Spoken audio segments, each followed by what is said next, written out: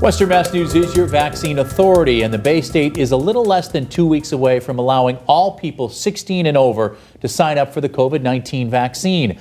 Welcome to Western Mass News, everyone. On this Tuesday, I'm Chris Pisano. And I'm Jordyn Jagolinzer. It will be the last step in an eligibility process that we've been talking about now since December. But those who are currently eligible, who have used the state's pre-registration system, say they're seeking other avenues for securing an appointment. Western Mass News reporter Audrey Russo joins us live in Springfield to explain why. Audrey. Governor Baker got his first dose of the COVID-19 vaccine today, saying he used the state's pre-registration system and 2 weeks later got the notification that an appointment was available for him. But others say that through the system, they're concerned they could wait a while.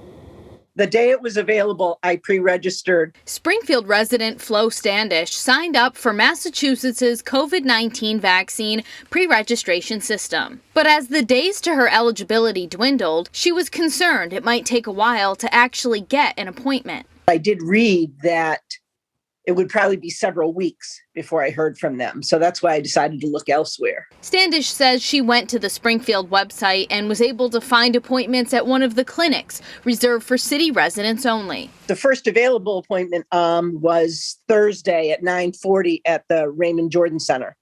So I took that one. The state's pre-registration system will alert people when an appointment is available, but there's no guarantee of when you'll get that communication. Some can't wait. She has CHF, she had pneumonia. This Belchertown resident asked that we not use her name, but she tells Western Mass News she's trying to get the vaccine for her diabetic son in time for him to see his grandmother, who's gravely ill. She asked him to please get it done, and we've been trying every day since then to get in somewhere. Monday, people who are 55 and older, plus people with one serious health condition, became eligible for the vaccine, adding thousands of more people to the race for an open appointment. Some people 18 and older were able to get a vaccine in Dorchester due to an error, but for the most part, people in Massachusetts 16 and older won't be eligible until April 19th. President Biden Tuesday announcing that all U.S. adults must be eligible for the vaccine by that date as well, shaving 2 weeks off his initial May 1st goal. For this Belchertown resident, she says her mother wanted to see her family vaccinated and safe against the virus, and this may be her son's last chance to fulfill that wish. If, he can go see her, he wants to be able to tell her that he did it. State officials say that with the most recent eligibility group that came online on Monday, 1 million people now join the entire group of Massachusetts residents who are eligible for the vaccine. Live in Springfield, Audrey Russo for Western Mass News. Western Mass News is your vaccine authority. We're getting you answers surrounding the COVID-19 vaccine and its rollout. Grab your phone, open the camera app, and scan the QR code at the bottom of your screen for the latest vaccine headlines, vaccination sites, and to send us a vaccine-related question. You can also call us with your questions at 413-846-0200 or email us at vax@westernmassnews.com. And a reminder that this is not for signing up to get the vaccine. The Department of Public Health releasing today's COVID-19 data. The state's positivity rate over the last 7 days sits at 2.5%, and there have been 12 new deaths due to the coronavirus. So far, more than 2.5 million Massachusetts residents have received one dose of the COVID-19 vaccine.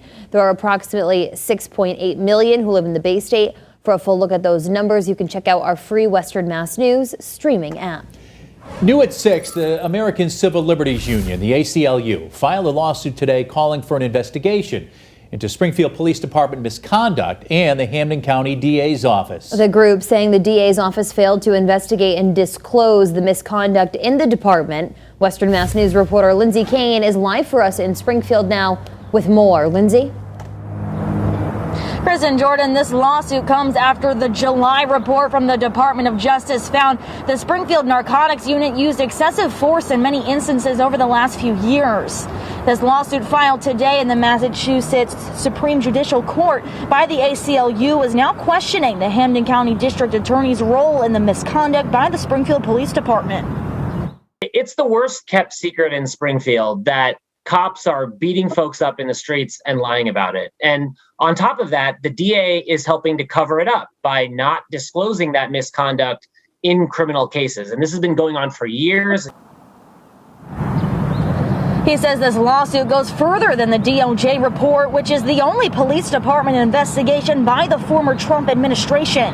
He says this investigation will look at the whole department and not just the narcotics unit. The Hampden County District Attorney's Office tells Western Mass News in part, the ACLU's filing is a misdirected political effort supported by biased opinions and falsehoods.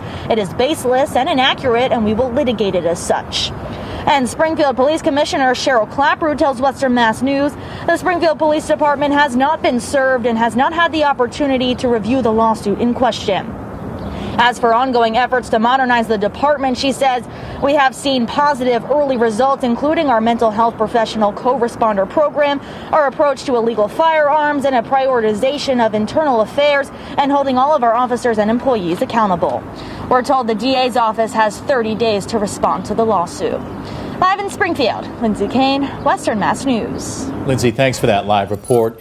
An ordinance banning the sales of dogs, cats, and rabbits at pet stores in Springfield is now on its way to Mayor Dominic Sarno for his approval. The goal is to stop dogs coming from puppy mills from being sold in the city, but one pet owner claims the bill goes too far and will put him out of business. Western Mass News reporter Leon Purvis has more.